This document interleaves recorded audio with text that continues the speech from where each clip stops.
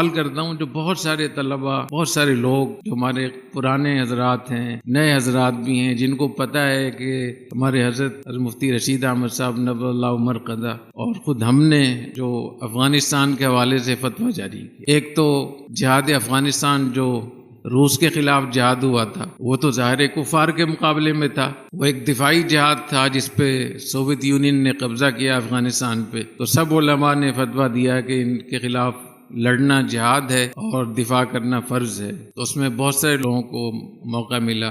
ہمارے حضرت رحمہ اللہ تعالیٰ بھی افغانستان تشریف لے گئے تھے، اور حضرت کو جن لوگوں نے پڑھا ہے کہ حضرت کتنے صاف ستھرے رہتے تھے، تو حضرت نے وہاں سرنگوں میں راتیں گزاری تھی۔ سرنگیں تو پہاڑ کے اندر سرنگیں ہوتی تھی نا، لیکن اس کے بعد جب افغانستان کی طالبان تحریک جب شروع ہوئی تو وہ تو روس کے خلاف نہیں تھی، اس وقت میں صدر تھے برہان الدین ربانی اور وزیر دفاع تھے احمد شاہ مسعود، تو یہ تو دونوں مسلمان بھی تھے اور مجاہد بھی تھے، تو ان کے خلاف جو قیام کیا امیر المؤمنین ملا محمد عمر رحمۃ اللہ علیہ نے اور طالبان تحریک نے، تو اس طالبان تحریک کو پاکستان کے علماء کی طرف سے، خاص طور پہ ہمارے حضرت رحمہ اللہ تعالیٰ کی طرف سے، دارالفتاح والارشاد کی طرف سے ایک زبردست قسم کی اس کی حمایت ہوئی، فتویٰ بھی دیا گیا اور بہت بڑے پیمانے پر لوگوں نے حصہ بھی لیا اس میں۔ خود میں نے 14 عیدیں افغانستان میں کی، 7 سالوں میں کوئی عید میں نے اپنے بچوں کے ساتھ نہیں کی، اور افغانستان کے تمام صوبے میں نے دیکھے، جتنے بھی صوبے تھے سوائے بدخشان کے اور صوبہ غور کے، یہ 2 صوبے رہ گئے، باقی تمام صوبوں میں میرا جانا ہوا الحمدللہ۔ ایک مہینہ 2 مہینے میں وہاں رہتا تھا۔ پھر وہاں جو رفائی کام ہوئے وہ اتنے بڑے پیمانے پر ہوئے کہ اس زمانے میں 4 سال میں 10 ارب روپے کے رفائی خدمات ہوئی، 4 سالوں میں 10 ارب روپے، جس کا آڈٹ ہوا 3 لاکھ لوگوں کو روزانہ پکی پکائی روٹی فراہم کرنا۔ وہاں بہت بڑے پیمانے پہ اسپتال قائم کیے گئے تھے، اور بھی بہت سارے کام ہو رہے تھے، بیواؤں کے لیے، یتیموں کے لیے، مساکین کے لیے، غریبوں کے لیے۔ تو اتنی بڑی جو امداد تھی، جو حوصلہ افزائی تھی، جو فتویٰ تھا، تو یہ کس بنیاد پہ تھا؟ تو اس کا جواب یہ ہے کہ طالبان تحریک کی جو قیام تھا وہ اسلامی حکومت کے مقابلے میں نہیں تھا، بلکہ وہاں فتنہ آ گیا تھا، جس فتنے کا ذکر اس میں آیا ہے نا کہ تیسری شرط یہ ہے کہ فتنے کا خوف نہ ہو۔ تو حقیقت یہ کہ وہاں حکومت ختم ہو گئی تھی اور سینکڑوں حکومتیں قائم ہو گئی تھی، اور جان مال عزت کچھ بھی محفوظ نہیں تھی کسی بھی علاقے میں۔ خود جو کابل تھا وہ 5 حکومتوں میں تقسیم تھا۔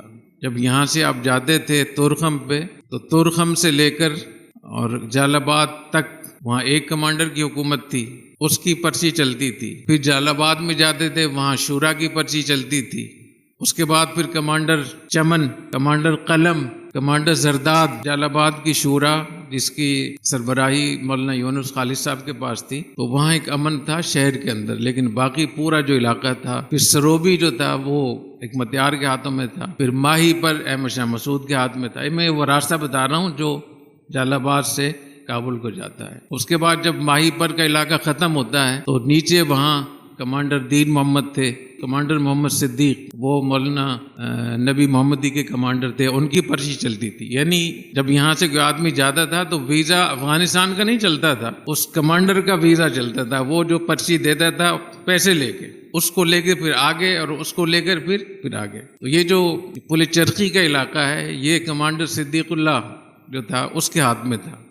اس کے بعد پھر جو فیکٹریوں کا علاقہ آتا ہے، پھر بگرام کو جو سڑک جاتی ہے، یہ گلم جم کے پاس رشید دوستم کے جو کمیونسٹ لوگ تھے ان کے پاس تھا۔ پھر وسطی کابل یہ احمد شاہ مسعود اور ربانی کے پاس تھا۔ پھر جو مغربی حصہ تھا کابل کا، پغمان کا، وہ سیاف کے پاس تھا۔ پھر جنوب مغربی علاقہ حزب وحدت شیعوں کے پاس تھا، اور جنوب کا علاقہ حکمت یار کے پاس تھا۔ یہ ایک ہی سڑک پہ اتنی حکومتیں تھیں، اور قندھار اور میں تو کوئی حال ہی نہیں تھا، وہاں تو اتنی افراتفری تھی کہ ایسے مظالم وہاں ہوتے تھے، لڑکوں کی آپس میں شادی ہوتی تھی، باقاعدہ اس کے لیے تقریبات ہوتی تھی، اور اتنا ظلم ہوتا تھا کہ ایک مرتبہ ایک قندھار میں خاتون کو درد ذیل تھا، اس کی ڈلیوری کا مسئلہ تھا زچگی کا، تو وہ وہاں سے لے کر آئے، تو اسپین بولدک جو ضلع تھا چمن کے پاس، وہاں کا جو کمانڈر تھا وہ اتنا ظالم تھا، انہوں نے کہا کہاں جا رہے ہیں، تو انہوں نے کہا کہ چمن جا رہے ہیں، اس کو زچگی کا مسئلہ ہے اس کا. تو اس نے کہا کہ میں نے آج تک بچہ پیدا ہوتے ہوئے نہیں دیکھا میں نے، تو میں یہ منظر خود اپنی آنکھوں سے دیکھنا چاہتا ہوں. تو اس بیچاری کو وہاں سے گھسیٹا اس نے اور اپنے وہاں اتاق میں لا کر پورا اس کو وہ کیا اور پورا دیکھتا رہا کہ بچہ کیسے پیدا ہو. ایسے ایسے ظالم اکٹھے ہو گئے. تو اس وقت میں جو ملا صاحب کا قیام تھا وہ حکومت اسلامی خلاف بغاوت نہیں تھی، بلکہ جو حکومت خراب ہو گئی تھی اس کو ٹھیک کرنے کے لیے ایک آپ کا قدم تھا. اور جیسے میں نے پہلے بتایا کہ اگر کوئی شخص یہ سمجھتا ہو دارالحرب میں رہتے ہوئے، دارالکفر میں رہتے ہوئے کہ وہ دارالکفر کو دارالاسلام میں تبدیل کر سکتا ہے، تو اس کے لیے ہجرت کرنا جائز نہیں ہوگا، بلکہ وہیں وہ اپنا کام کرے. تو ملا صاحب جو تھے وہ سنگ حصار ایک علاقہ ہے، جب آپ قندھار سے آپ آگے جاتے ہیں تو تقریباً کوئی 20 کلومیٹر بعد 20-22 کلومیٹر بعد سنگ حصار ایک بستی ہے. اس میں ملا صاحب نے اپنا ایک مدرسہ بنایا ہوا تھا اور یہ خود بھی طالب علم تھے. افغانستان کی وہاں کی جو زبان ہے، جو کلچر ہے، افغانستان میں ملا اور مولوی کا الگ الگ اصطلاح ہے. ملا کا مطلب طالب علم، ملا کا معنی طالب علم، اور مولوی کا معنی جو فارغ التحصیل. ملا محمد عمر، ملا فلاں، جتنے بھی یہ ملا تھے سارے طلبہ تھے. تو وہاں مظالم اتنے زیادہ ہوتے تھے کہ ملا صاحب پہلے جو کہ جہاد میں حصہ لیا تھا تو انہوں نے کچھ طلباء کو جمع کیا. ان کا کہ اتنے مظالم ہو رہے ہیں، جو ہماری جو پھاٹک لگایا ہوا ہے جس کمانڈر نے، یہ روزانہ خواتین کے ساتھ جو ظلم کرتا ہے، لوگوں کے ساتھ ظلم کرتا ہے، لوٹ مار کرتا ہے، کیا ہم اس ظلم کو ایسے ہی برداشت کرتے رہیں گے؟ تو چند طلباء اکٹھے ہوئے اور اس میں پھر انہوں نے یہ طے کیا کہ اس کمانڈر سے تو ہم لڑتے ہیں نا کم از کم. تو چند کلاشنکوفیں مل گئیں ان کو، اور اس وقت میں مولوی عبد الرحیم ایک تھے، اس کو امیر بنایا گیا. پہلے امیر جو تھے مولوی عبد الرحیم صاحب تھے، ان کو امیر مقرر کیا گیا. لیکن بعد میں پھر ملا صاحب کے ہاتھ پہ لوگوں نے بیعت کی. اس کمانڈر سے لڑائی ہوئی جو سنگ حصار کا کمانڈر تھا، جس نے وہاں زنجیر لگائی ہوئی تھی، پھاٹک لگایا ہوا تھا. اور جب انہوں نے اس پہ حملہ کیا تو وہاں سے بھاگ گیا اور ان کا اس پوسٹ پہ اس پہ قبضہ ہو گیا. طلباء نے کہا کہ جو اس کے ساتھ والا پچھلا والا جو کمانڈر ہے وہ بھی ایسے ہی ظالم ہے، اس پہ حملہ کیا وہ بھی فتح ہو. تو 3 پھاٹک انہوں نے فتح کر لی. 3 پھاٹک فتح کر لیے تو پھر اچھی خاصی ایک لوگ جمع ہو گئے ان کے پاس اور اچھی خاصی ان کا حوصلہ بڑھا. تو جو طلباء وہاں سنگ حصار مدرسے میں پڑھتے تھے اس میں ایک طالب علم نے کہا ملا صاحب سے کہ ہمارے یہاں اسپین بولدک میں جو پولیسوال ہے وہ بہت ظالم ہے، تو اور وہ ایسے ایسے کام کرتا ہے جیسے میں نے بتایا نا زچگی وغیرہ کے. تو انہوں نے مشورہ کیا کہ اب ہمیں بولدک پہ جا کے اس پہ حملہ کرنا چاہیے. اتنے ظالم آدمی کچھ عورتوں کے ساتھ کھیلتا ہے. اور لیکن بیچ میں قندھار پڑتا تھا. جب ہم یہاں سے کوئٹہ جاتے ہیں نا تو کوئٹہ سے آگے چمن، چمن سے آگے ویش جہاں بارڈر آتی ہے نا، ویش سے آگے اسپین بولدک ایک ولسوالی آتی ہے، پھر تختہ پل آتا ہے، پھر ایئرپورٹ آتا ہے قندھار کا، اس کے بعد قندھار شہر آتا ہے. پھر قندھار شہر سے جب ہم آگے ہرات روڈ پہ جاتے ہیں تو وہاں باغ پل، اور باغ پل کے بعد پھر 10-12 کلومیٹر کے بعد سنگ حصار کا علاقہ ہے. تو 3 جو زنجیریں تھیں وہ سنگ حصار پہ تھیں، اور اس کے بعد پھر ان کو ادھر آنا تھا پاکستان کی طرف. یعنی جب سنگ حصار سے آپ چلیں گے پہلے قندھار شہر آئے گا، پھر ایئرپورٹ آئے گا، پھر تختہ پل آئے گا، پھر اسپین بولدک آئے گا، پھر ویش آئے گا، پھر چمن اور کوئٹہ. سمجھ گئے نا؟ یہ بہت دلچسپ کہانی ہے، اس لیے میں آپ کو تفصیل سے بتا رہا ہوں. تو اسپین بولدک میں ان کو آنا تھا تو انہوں نے یہ سوچا کہ ہم وہاں تک کیسے جائیں گے، اتنے شہر قندھار کو کراس کرنا اور اتنے ولسوالیوں کو کراس کر کے وہاں تک پہنچنا، یہ تو ممکن نہیں تھا. انہوں نے ایک ٹرک جو ہے وہ کرائے پہ لیا اور ٹرک کے باہر جو ہے نا وہ چٹائیاں باندھ دیں وہ اوپر. اور حاجی بشر وہاں ایک تھے تو انہوں نے ان کو کچھ پیسے وغیرہ بھی دے دیے. اس میں طلبہ بھر لی اور سب کے پاس کلاشن کوفیں تھیں. اور ظاہر انہوں نے یہ کیا کہ ہم بھیڑ بکریاں چمن لے کے جا رہے ہیں بیچنے کے لیے. تو جو بھی آگے زنجیر آتی تھی، پھاٹک آتا تھا، اس کو پیسے دیتے تھے. اور ان کو جب کسی کمانڈر کو پیسے مل جاتے تھے اس کے بعد وہ کچھ نہیں پوچھتا تھا. وہ پیسے دیے تو قندھار سے بھی نکل گئے اور تمام پوسٹ پھر بالآخر یہ اسپین بولدک پہنچ گئے اسی طریقے سے پیسے دیتے ہوئے. اور وہاں جب پہنچے تو وہاں جو لسوالی تھی وہاں نکل کے انہوں نے اچانک اس کو کھولا اور نعرہ تکبیر لگایا اور وہاں پولیس والی پہ حملہ کر دیا. وہ جو کمانڈر تھا وہ مارا گیا اور پولیس والی پہ قبضہ ہو گیا. جب پولیس والی پہ قبضہ ہو گیا تو اس کے ساتھ متصل جو ویش کا علاقہ تھا چمن کے ساتھ بارڈر، وہاں بھی یہ لوگ چلے گئے. پھر کچھ طلبہ جو پاکستان میں پڑھ رہے تھے، افغان طلبہ چمن میں، وہ بھی ان کے ساتھ شامل ہو گئے. تو اچھی خاصی ان کی نفری. تو اب ان کے ہاتھ میں ویش، اسپین بولدک اور سنگ حصار کے 3 پھاٹک وہ ان کے ہاتھ میں تھے. پھر طلبہ کا حوصلہ بڑا ہوا. طلبہ نے کہا کہ تختہ پل کا جو کمانڈر ہے وہی بڑا ظالم ہے، جو سوال ہے وہاں کا. تو واپس وہاں سے چلے پھر اسپین بولدک سے قندھار کی طرف.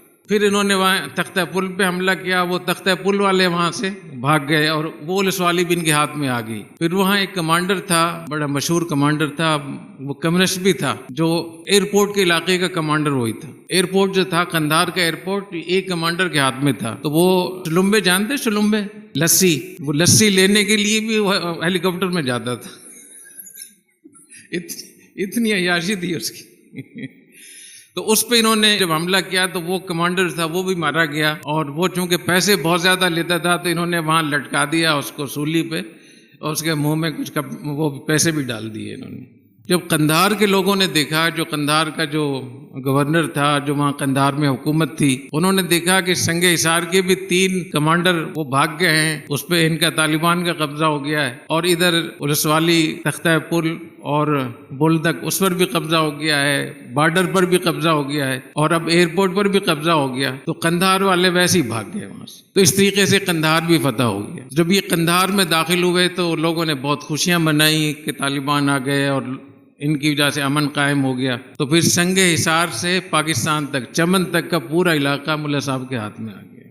تو وہاں انہوں نے ایسا امن قائم کیا کہ جو لوگ رات دن پریشان تھے، انہوں نے ایک ایسا منظر دیکھا کہ پورے شہر میں کوئی چوری نہیں ہے، کوئی ڈکیتی نہیں ہے، کوئی قتل و غارت بھی نہیں ہے. آپ حیران ہوں گے کہ جس دن ملا صاحب نے قندھار پہ قبضہ کیا، جہاں روزانہ سینکڑوں لوگ قتل ہوتے تھے، تو 3 سال تک ایک بھی بندہ قتل نہیں ہوا وہاں. 3 سال تک ایک آدمی بھی صوبہ قندھار میں، ولایت قندھار میں قتل نہیں ہوا. تو پھر زابل قریب متصل زابل کا صوبہ ہے. تو زابل کے جو وہاں کے لوگ تھے، وہاں کے علماء، اور وہ پورا وفد لے کر آئے طالبان کے پاس کہ جیسے آپ لوگوں نے یہاں امن قائم کیا ہے، آپ ہمارے صوبے میں بھی آ جائیں. تو پھر یہ طالبان وہاں بھی گئے. جب وہاں پہنچے تو وہاں کے جو مقامی لوگ تھے انہوں نے قرآن مجید گلے میں ڈالا اور ہار لے کر ان کے گلے میں ہاتھ ڈالے. تو صوبہ زابل بھی ان کے ہاتھ میں آ گیا. پھر ہلمند کے صوبے سے بھی وفد آ گیا. افغانستان کا سب سے بڑا صوبہ ہلمند ہے. تو پھر ہلمند بھی طالبان چلے گئے، تو ہلمند پر بھی طالبان کا قبضہ ہو گیا. وہاں بھی تشکیلات کرتی ہیں، یہ اولسوال ہے، یہ ماندان ہے، اور یہ فلاں ہے، یہ فلاں ہے. پھر نیم روز کے لوگ بھی آ گئے. تو نیم روز، ہلمند، قندھار اور زابل، اس کے ساتھ پھر غزنی کے لوگ تھے. تو غزنی میں کے لوگ بھی اسی طریقے سے آئے. یہ جو 6-7 بڑے صوبے تھے یہ ملا صاحب کے ہاتھ میں آ گئے. جب یہ ملا صاحب کے ہاتھ میں آ گئے تو آپ حیران ہوں گے کہ شروع میں برہان الدین ربانی نے ان کے طالبان نے جا کر ان سے بات چیت کی کہ یہاں بدامنی بہت ہے تو ہم کچھ ٹھیک کرنا چاہتے ہیں. تو انہوں نے پیسے بھی دیے. احمد شاہ مسعود اور ربانی نے ملا صاحب کو پیسے بھی دیے کہ ہماری طرف سے بھی آپ کو یہ اس کو ٹھیک کرنا چاہیے. جب یہ غزنی ان کے ہاتھ میں آیا تو پھر جنگ شروع ہوئی. پھر اسماعیل خان نے ہرات سے حملہ کیا، اور جب ہرات سے حملہ کیا تو اسماعیل خان کے پاس ایک منظم فوج تھی باقاعدہ ان کے، اور 5 صوبے تھے ان کے ہاتھ میں.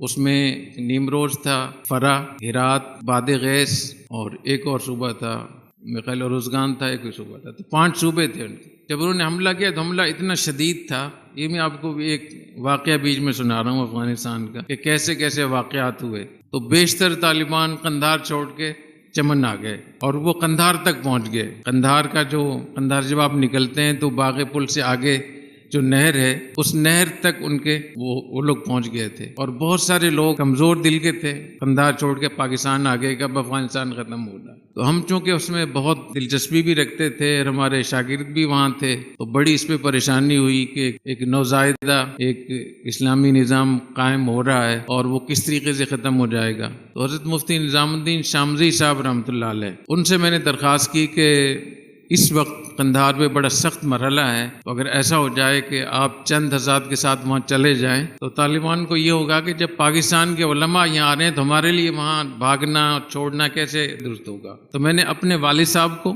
میرے والد صاحب مولانا مسعود رضا صاحب کے والد صاحب مفتی نظام الدین شامزی صاحب، اور مولانا فضل محمد صاحب، اور مولانا عبد الجبار صاحب، اور مولانا عبد الحلیم صاحب، والی لطف اللہ کے والد صاحب، ان کو ہم نے ہنگامی طور پہ یہاں سے بھیجا کہ آپ وہاں قندھار میں جائیں، ان سے کہ ہم آئے ہیں یہاں جان دینے کے لیے، آپ کیوں یہاں سے جا رہے ہیں. تو جب یہ یہاں سے وہاں گئے تو ان کو حوصلہ ہوا، ملا صاحب کو بھی بہت حوصلہ ہوا اور وہ دوبارہ سے اکٹھے ہو گئے۔ تو حوصلہ افزائی کا اتنا بڑا اثر ہوتا ہے کہ جو لوگ وہاں سے نکل رہے تھے اور ذہنی طور پر شکست قبول کر چکے تھے وہ الحمدللہ وہاں ڈٹ گئے، اور پھر اس کے بعد پھر اتنا زبردست انہوں نے جوابی کارروائی کی کہ ایک حملے میں نیمروز بھی، ہلمند بھی، فرا بھی، ہرات بھی، بادغیس بھی، 5 صوبے ان کے ہاتھ میں آ گئے۔ تو اب ان کے ہاتھ میں کتنے صوبے تھے؟ بادغیس، ہرات، فرا، نیمروز، روزگان، ہلمند، قندھار، زابل، غزنی۔ اس کے بعد پھر یہ جو بالکل جنوب میں علاقے تھے جس میں خوست ہے، پکتیا ہے، پکتیکا ہے، گردیز، یہ علاقے جو تھے یہ بھی الحمدللہ ان کے ہاتھ میں آ گئے۔ اس کے بھی میں آپ کو قصہ بتاؤں گا کہ یہ کیسے واقعہ ہوا، یہ بھی بڑا دلچسپ ہے اور آپ لوگوں کے لیے ایک بہت وہ ہے کہ پروپیگنڈے کیسے ہوتے ہیں اور حقائق کیسے ہوتے ہیں۔ جب یہ سارے علاقے ملا صاحب کے ہاتھ میں آ گئے تو اس وقت افغانستان کا بیشتر علاقہ ملا صاحب کے ہاتھ میں تھا۔ باقی جو افغانستان کا سمجھیں کہ 40% علاقہ تھا، 60% تو ملا صاحب کے ہاتھ میں آ گیا، طالبان کے ہاتھ میں، 40% سینکڑوں کمانڈروں کے ہاتھ میں تھا، کابل سمیت۔ تو اس وقت افغانستان کی زمین بھی زیادہ ملا صاحب کے ہاتھ میں تھی، اور قندھار کا ایئرپورٹ اور ہرات کا ایئرپورٹ، افغانستان میں 3 جنگی ایئرپورٹ تھے، ایک شینڈن جو فرا میں تھا، ایک قندھار اور ایک بگرام، 3 بڑے ایئرپورٹ تھے۔ تو 3 میں سے 2 جنگی ایئرپورٹ ملا صاحب کے ہاتھ میں آ گئے، طالبان کے ہاتھ میں آ گئے۔ اس میں جنگی طیارے بھی تھے، روسی جنگی طیارے، ہیلی کاپٹر بھی تھے، باقی ہوائی جہاز بھی تھے۔ میں اس لیے بتانا چاہ رہا ہوں کہ اس کا آپ موازنہ کریں گے صدر ربانی کے مقابلے میں اور ملا صاحب کا آپس میں، کہ ان کے ہاتھ میں کچھ نہیں تھا، کابل کا ایک حصہ، باقی بغلان ہے اور آگے سمنگان ہے، قندوز، تخار اور مزار شریف اور شبرغان، جوزجان، فاریاب، اس طریقے سے بامیان ہے، درہ کیان ہے، یہ سب پہ الگ الگ حکومتیں تھیں اور ایک ولسوالی میں کئی حکومتیں۔ تو اس وقت ملا صاحب کے ہاتھ میں زمین بھی زیادہ تھی، لوگ بھی زیادہ تھے، اور جو وسائل ہوتے ہیں کسی ملک کے وہ بھی ان کے ہاتھ میں زیادہ تھے۔ تو اس وقت پھر مشورہ یہ ہوا کہ ملا صاحب کو باقاعدہ بیعت لینی چاہیے۔ تو میں نے ان کو یہ مشورہ دیا، ہم اتنے اس میں وہ تھے کہ میں نے مشورہ دیا کہ آپ باقاعدہ اہل حل و عقد سے بیعت لیں تاکہ آپ کی عمارت قائم ہو جائے۔ تو 1500 علماء کرام اکٹھے ہوئے، ان تمام صوبوں کے 1500 علماء کرام جو بڑی سطح کے علماء تھے۔ تو قندھار میں پھر باقاعدہ ملا صاحب کے ہاتھ پہ بیعت ہوئی اور ملا صاحب کو انہوں نے اپنا امیر مقرر کیا۔ تو اس امیر بننے کے نتیجے میں اور افغانستان کا بیشتر حصہ ملا صاحب کے ہاتھ میں آنے کے بعد، اب ملا صاحب امیر تھے، شرعی امیر تھے اور برہان الدین ربانی باغی تھے، تو بغاوت وہ کر رہے تھے۔ اس لیے ان کو ہم کہتے بھی تھے، باقاعدہ ہم لکھتے تھے کہ احمد شاہ مسعود اور جتنے بھی طالبان کے مقابلے میں لوگ ہیں ان کے اوپر خروج کا حکم ہے، وہ باغی ہیں، تو جو باغی کے احکام ہوں گے وہی ان کے احکام ہوں گے۔ تو اب میری بات آپ سمجھ گئے کہ یہ جو کہا جاتا ہے کہ افغانستان میں آگے ربانی جو صدر تھے افغانستان کے وہ مسلمان تھے، وزیر دفاع بھی مسلمان تھے، اور جو وزیر اعظم جو تھے وہ حکمتیار تھے، یہ تو سارے مسلمان تھے، کسی نے بھی کفر بوا کا ارتکاب نہیں کیا تھا، تو پھر کیوں ان کی حمایت کی گئی؟ تو میں نے اس کو بتا دیا کہ وہاں جو ریاست تھی وہ مختل ہو گئی تھی، وہ ختم ہو گئی تھی، اور وہ ایک افراتفری کا شکار ہو گئی تھی۔ اس وقت میں طالبان جو کھڑے ہوئے تھے وہ ایک امن قائم کرنے کے لیے شروع میں کھڑے ہوئے تھے، لیکن جب اس کی حجم، اس کا سائز اتنا ہوا کہ اب اس کو ہم ریاست اس کو کہہ سکتے ہیں، ریاست کی تعریف صادق آ سکتی ہے، تو باقاعدہ ان کے ہاتھ پہ بیعت ہوئی۔ کوئی بات سمجھ گئے آپ لوگ؟ تو میں ایک بات یہ بتانا چاہ رہا ہوں کہ جامعۃ الرشید کو، دارالفتاح کو جب بھی کہیں آپ حوالہ دیں، اس پہ اشکال کریں، پوچھ ضرور لیں۔ میں آپ سے وعدہ کرتا ہوں کہ جہاں ہم سے غلطی ہمیں محسوس ہوگی ہم بتا دیں گے کہ یہ غلط تھا۔ جیسے میں نے پہلے بتایا نا آپ کو، اسکول کے بارے میں ہم پہلے یہ فتویٰ دیتے تھے، پھر بعد میں یہاں تک پہنچ گیا۔ رفاہی کاموں کے بارے میں پہلے ہمارا یہ فتویٰ تھا کہ یہ علماء کا اس میں شریک ہونا جائز نہیں ہے، پھر بعد میں کیسے رفاہی کام کیے۔ جہاد کے بارے میں حضرت نے اپنے مواعظ میں لکھا ہوا ہے کہ طالب علموں کے لیے اور علماء کے لیے جہاد میں جانا جائز نہیں، یہ ابھی بھی اس میں لکھا ہوا ہے، آپ کہیں اس میں پڑھ لیں گے۔ لیکن بعد میں حضرت نے کہا کہ جو بھی طالب علم ہے اس کی طالب علمی اور استاذ کی استاذی اس وقت تک قبول نہیں ہوگی جب تک وہ جہاد میں حصہ نہیں لے۔ تو کس چیز کا فرق ہے؟ حالات کا علم۔ جیسے جیسے آپ کے حالات کا علم ہوتا چلا جائے گا ویسے ویسے آپ کے ذہن میں جو موقف ہے، نظریہ ہے، وہ تبدیل ہوتا چل جائے گا، کیونکہ دین نظام حیات ہے، نظام فطرت ہے، تو حالات کے تبدیل ہونے سے احکام بھی تبدیل ہوتے ہیں۔